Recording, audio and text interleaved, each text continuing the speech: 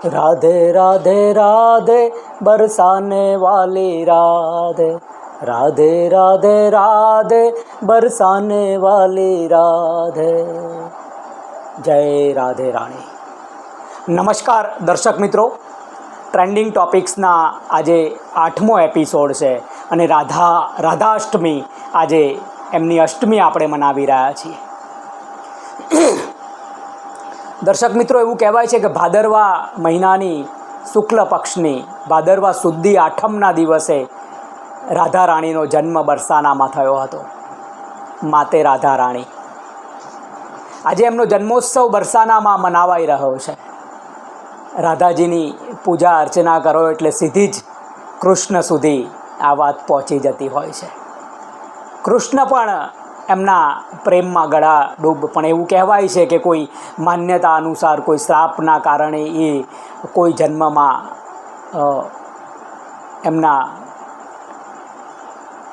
સાથે રહી શકતા નથી અને રાધા રાણી એ બરસાનામાં એકલા જીવન વ્યતીત કરવું પડ્યું। 11 વર્ષ ને 52 દિવસ સુધી કૃષ્ણ રાધા બરસાના ગોકુલ મથુરાની લઠ હોળીથી લઈને એકવાર મથુરામાં હોળી રમાય, બીજા વર્ષે બરસાનામાં હોળી રમાય, એટલે આ બધું જ 11 વર્ષ ને 52 દિવસની લીલાઓ કૃષ્ણ ભગવાન એ વખતે કરીને એ મથુરા જાય છે। હવે કૃષ્ણ ભગવાનનો જન્મ એવું કહેવાય છે કે યુગ પરિવર્તન માટે થયો હતો અને એટલે એ પછી કંસનો વધ કરે છે। કંસનો વધ કર્યા પછી ત્યાં શિશુપાલને જરાસંઘના ત્રાસથી પછી દ્વારિકા આવવું પડે છે। દ્વારિકામાં રહીને પછી એ પાંડવોને કુરુક્ષેત્ર કરે છે ને પછી આખો યુગનું સમાપ્તિ થાય છે। 125 વર્ષ કૃષ્ણ ભગવાન જીવે છે। એ 11 વર્ષ ને 52 દિવસ જ રાધા સાથે રહ્યા છે। આમાં માત્ર 11 વર્ષ ને 52 દિવસ પછી એ ફરી ક્યારે ગોકુળ અને બરસાના અને વૃંદાવનમાં ગયા નથી। આ એમની બાળલીલા છે। એવું કહેવાય છે કે આગલા જન્મોની કથાઓ અનુસાર એમના પુણ્ય પ્રતાપે આ ગોકુળ બરસાનામાં બધા જ આવીને સખી ભાવે બધા રહ્યા હતા અને કૃષ્ણ ભગવાનની પૂજા અર્ચના કરી। રાધાજી પણ મા લક્ષ્મીનું સ્વરૂપ। રાધાજીનો જન્મ થાય છે અને ગોકુલમાં કૃષ્ણનો જન્મ, બરસાનામાં એ વખતે એવું કહેવાય છે કે 16 કળાએ ચંદ્રમા ખીલ્યો હતો, 16 કળાએ સૂર્યની રોશની ખીલી હતી। માં બરસાનામાં જ્યારે જન્મ લીધો રાધા રાણીએ, રાધાને કૃષ્ણ એ એક ગાયો ચરાવવા જાય ને માં રાધાને એ રીતે મળે યમુનાજીને તીરે। રાધા કૃષ્ણનો પ્રેમ પાંગરે છે અને પછી તો આપણામાં એવા ભજનો પણ છે કે કૃષ્ણ ભગવાન જીદ કરે છે કે મને રાધાજી જોડે લગ્ન કરાવો। જશોદામાં કહે છે ઉમર તેરી બાલી હૈ कैसे करा दूँ ब्याह। કૃષ્ણ ભગવાનનો પ્રેમ એ સંપૂર્ણ પ્રેમ, માં રાધાજીનો પ્રેમ પણ સંપૂર્ણ। પણ એકવાર રાધા કૃષ્ણને પૂછે છે કે હે કૃષ્ણ, હું ક્યાં છું? એટલે કૃષ્ણ સરસ જવાબ આપે છે કે તો તમે મારા ઘટઘટમાં, રોમ રોમમાં, રક્તમાં, મારા શ્વાસમાં હે રાધે તમે જ છો। એટલે રાધા બીજો પ્રશ્ન કરે છે કે હું ક્યાં નથી? એટલે કૃષ્ણ ભીની આંખ સાથે જવાબ આપે છે કે મારા નસીબમાં। રાધા સવાલે ચડ્યા છે, બીજો સવાલ કરે છે કે હે કૃષ્ણ ભગવાન, તમે આખી જિંદગી પ્રેમ મને કર્યો અને લગ્ન કેમ રૂકમણી સાથે? એટલે કૃષ્ણ ફરી પાછો સરસ જવાબ આપે છે। ડિપ્લોમેટિક એ પોતે પાછા યોગેશ્વર સ્વરૂપ છે। કહે છે કે રાધા, લગ્ન માટે 2 વ્યક્તિની જરૂર પડે છે, હું ને તું તો એક જ છીએ। ના, ખરેખર એક જ છે। રાધા નામનું સ્વરૂપ અલગ ના હોઈ શકે। કૃષ્ણ સાથે એકાકાર છે રાધા, એમના ઘટઘટમાં છે। રાધાજી કશું જ ક્યારે માગ્યું નથી। આજીવન જીવણજી નહીં રે જવા દઉં ઘેર, વનમાં રાતલડી રાખું। જ્યારે ઓધવજી લેવા માટે આવે છે એટલે ગોપ ગોવાળો સાથે કહેવાય છે કે રાધાજી પણ રથની આગળ ઊભા રહી જાય છે, બેસી જાય છે, સુનમૂન છે। અને એ કહે છે કે જીવણજી નહીં રે જવા દઉં ઘેર, વનમાં રાતલડી રાખું. હે જીવણજી નહીં રે જવા દઉં આજ, વનમાં રાતલડી રાખું રે. હે પહેરવા 5 આગળીએ વેડ હાથે, હેમની ચૂડી રે. હે મારા મુરલીધર મહારાજ, વનમાં રાતલડી રાખું રે. કૃષ્ણ ભગવાન જાય છે 11 વર્ષને 52 દિવસ પછી, અને પછી અહીં ગોકુળમાં એ 11 વર્ષને 52 દિવસનો જે માહોલ છે એ 53મા દિવસે બદલાઈ જતો હોય છે. અહીં બધા જ પછી વેદનામાં જીવે છે, રુદનમાં જીવે છે. કૃષ્ણ એમના રોલ માટે, આગળના ભવિષ્ય માટે, આગળના રોલ માટે, આગળના કર્મ માટે યોગેશ્વર સ્વરૂપે પાછા કંસને મારે છે. એકવાર મથુરામાં કૃષ્ણ ભગવાન બેઠા છે અને રાધાજી યાદ આવે છે.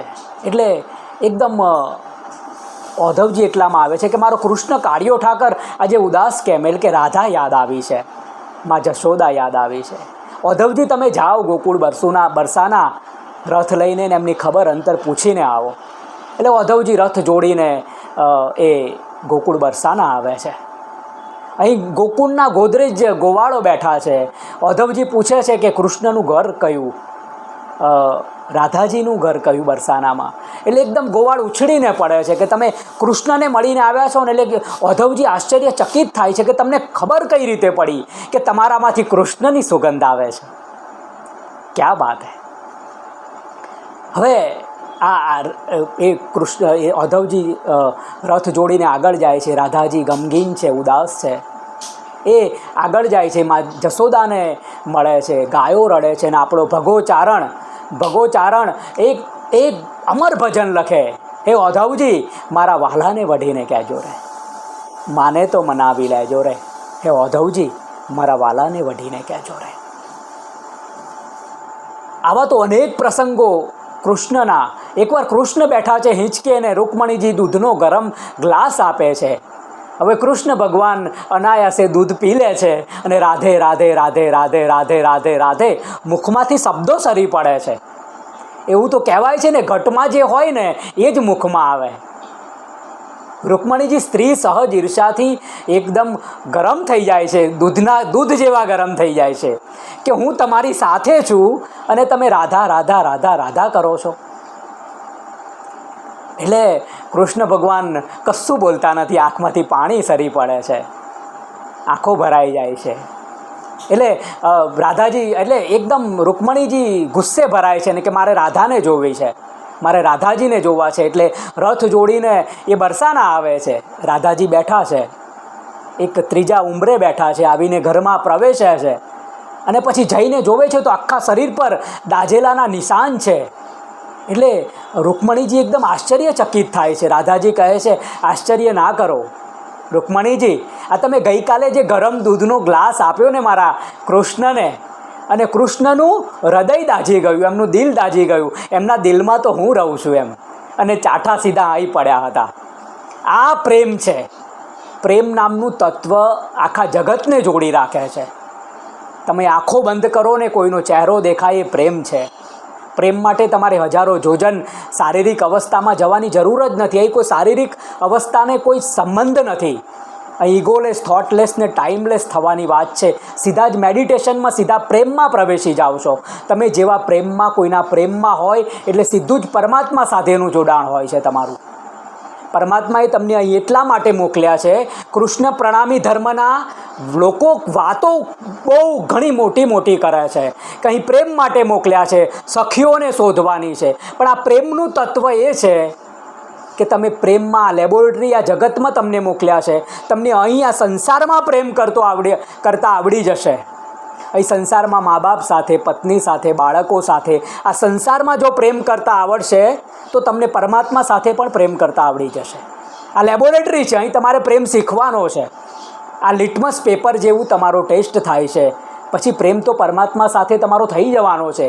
તમે આ પ્રેમ જ તમારી આ જે પ્રેમ છે, તમને એમ થાય કે આ પ્રેમમાંથી તમારે છલાંગ મારીને પરમાત્મા સુધીના પ્રેમ સુધી પહોંચવાનું છે. પણ તમારી પ્રેમની અવસ્થા તો જોઈએ. તમે આ સંસારને અસાર ના કહી શકો. કંઈક તો છે આ તત્વ સંસારમાં, જેથી એ જ પરમાત્માએ તમને અહીં મોકલ્યા છે. એટલે તમારે પહેલાં તો એ જાણવું પડશે કે મારે અહીં પ્રેમ કરતાં શીખવાનું છે, તો પરમાત્માને મને પ્રેમ કરતાં આવડી જશે. આખું જગત તમને જો પ્રેમમય લાગે, તારામાં, ફૂટતા ઈંડામાં, કોઈ બાળકોના મજાક મસ્તીમાં, પંખીઓના કલરવમાં જો તમને પ્રેમ દેખાય, એકાકાર દેખાય, નિર્દોષતા દેખાય, ઇનોસેન્ટ સાથે નિખાલસતા ભળે, ત્યારે પ્રેમ જન્મતો હોય છે. મારે રાધા રાણીની વાત આગળ કરવી છે. કૃષ્ણ ભગવાને રાધાને હંમેશા યાદ કર્યા છે. એકવાર 11 વર્ષને 52 દિવસમાં એકવાર કૃષ્ણ રાધાના વાળ ઓળતા હોય છે. એટલે રાધાજી કહે છે કે તમે સ્ત્રીઓની લાગણી ના સમજી શકો, તમે વાળ એકલા ઓળી શકો. એટલે કૃષ્ણ સાડી પહેરે છે. જો રાધા હું કેવો લાગું છું, કે એમ નહીં, તમે સ્ત્રી સ્વરૂપે જન્મો તો તમને ખબર પડે અમારી લાગણી. પછી વચન આપે છે, અને કલિયુગમાં એ ચૈતન્ય મહાપ્રભુ તરીકે જન્મે છે, અને રાધે રાધે જન્મે છે પુરુષ તરીકે, પણ રાધે રાધે રાધે રાધે રાધે કરતો મારો કાળિયો ઠાકર એ બરસાના પહોંચી જાય છે. આ રાધા રાણીનું પ્રેમનું તત્વ છે. હવે બન્યું છે એવું, રાધા રાણી અને કૃષ્ણ ભગવાન તો દ્વારિકા છે, 8 રાણીઓ છે, 7 ઘોડાવાળો રથ છે. રાધા રાણીની અંતિમ અવસ્થા છે. માં રાધા રાણી એ એમના દર્શન કરવા છે, દ્વારિકા પહોંચી જાય છે. હવે અહીંયા કૃષ્ણ જ ઓળખે છે એમને. કૃષ્ણ ઓળખે છે એટલે એ દેવિકાના સ્વરૂપમાં છે. દેવિકાના સ્વરૂપમાં છે. રોજ કૃષ્ણ ભગવાનના દર્શન કરે અને ધન્યતા અનુભવે. જીવનની વૃદ્ધત્વનો આરે છે. હવે આનાથી પણ મન ધરાઈ ગયું છે. એટલે રાધાજી એ દ્વારિકા છોડીને ચાલતા નીકળી જાય છે. કૃષ્ણને ખબર પડે છે, વ્યતીત થાય છે કે રાધાજી નથી. હવે મહારાષ્ટ્રના ગામડા પાસે હવે અંતિમ અવસ્થા છે ને રાધાજી કૃષ્ણ કૃષ્ણ કૃષ્ણ કૃષ્ણ મનમાં યાદ કરે છે. કાળિયા ઠાકરને હૃદયમાં ફાળ પડે છે. મારો કૃષ્ણ ભગવાન દોડતો મહારાષ્ટ્રના એ ગામડા પાસે પહોંચે છે દ્વારિકાથી. રાધાજીનું મસ્તક ખોળામાં લે છે અને પૂછે છે કોઈ અંતિમ ઈચ્છા. રાધાજી આખી જિંદગી રાધાજીએ કશું જ માગ્યું નથી. છેલ્લે કહે છે કે વાંસળી સાંભળવી છે, અને કૃષ્ણ ભગવાન વાંસળીના સૂર રેલાવે છે. એક વાંસળીનો સૂર રેલાતો જાય કૃષ્ણ, અને રાધાજીનું શરીર ઠંડુ પડતું જાય અને મસ્તિષ્કમાંથી અને પ્રાણ પંખેરો ઉડી જાય છે. આંખો ખુલ્લી રહી જાય છે. અને કૃષ્ણ ભગવાન આખી જિંદગી ક્યારે રડ્યા નથી. આંખો હિપકે ચડે છે અને એ જ સમયે વાંસળી તોડીને ફેંકી દે છે. એવું કહેવાય છે કે એ પછી ક્યારે કૃષ્ણ ભગવાને વાંસળી વગાડી નથી. આ રાધા રાણી છે. એકવાર નારદજીને ખૂબ એવું છે કે હું કૃષ્ણ ભગવાન પાસે નારાયણ નારાયણ નારાયણ 24 કલાક કરું, મારા પરમાત્મા સાથે રહું. એકવાર એ દ્વારિકા પહોંચે છે ને દરવાજો ખખડાવે છે રૂકમણીને. નારાયણ નારાયણ નારાયણ કરતા એટલે રૂકમણીજી દરવાજો ખોલે છે. અને નારદજી કહે છે કે તમે કેટલા નસીબદાર છો, નહીં કે કૃષ્ણ ભગવાન સાથે 24 કલાક રહેવાનું. એટલે રૂકમણીજી એકદમ મીઠું પણ એકદમ ખંધું હસે છે અને કહે છે કે શું મજાક કરો છો, હું કૃષ્ણ પાસે 24 કલાક છું, પણ એ હૃદયથી તો રાધા પાસે છે, અહીં તો દેહ સ્વરૂપે જ છે એમ. એટલે આ જ વાતો ચાલતી હોય છે. ને ત્યાં 11 વર્ષને 52 દિવસ એવું તે શું રાધાએ એમને પ્રેમના પાઠ ભણાવ્યા છે કે મારો કાળિયો ઠાકર રાધાજીને ભૂલી શકતો નથી એમ. એટલે એટલામાં તો રોહિણીજી આવે છે. એટલે રોહિણીજીને પૂછે છે કે તમે તો 11 વર્ષને 52 દિવસ ત્યાં જ હતા ગોકુળ બરસાનામાં, હે માં તમે વાત કરો ને ત્યાં થયું તું શું એમ. એટલે કૃષ્ણ બલરામ અને એ નગરચર્યાએ ગયા છે. એટલે સુભદ્રાજીને દ્વાર ઉપર ઊભા રાખે છે કે જુઓ કૃષ્ણ અને બલરામ આવે નહીં કૃષ્ણ. અને એ રોહિણીજી ઓરડામાં વાત આરંભે છે. બધા જ સાંભળવા બેઠા છે. અને રોહિણીજી વાત કરે છે ગોકુળ બરસાનાના પ્રેમની.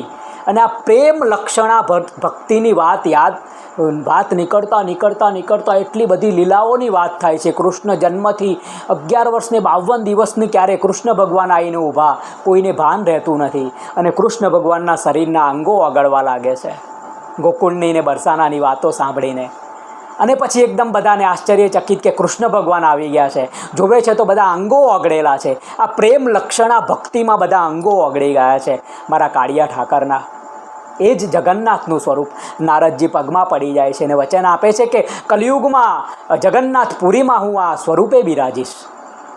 આ મારો કાળિયો ઠાકર છે. પ્રેમ લક્ષણા ભક્તિમાં ઓગળે છે. પરમાત્માને તમારે લેવા જવાની જરૂર નથી. તમે જ્યાં છો, તમે આ સમર્પણની ઘટના છે. તમે સમર્પિત થઈ જાઓ. ભક્ત જો ના રહે તો ભગવાન પણ ક્યાંથી વધવાના છે? એ શૂન્ય આવી જાય છે.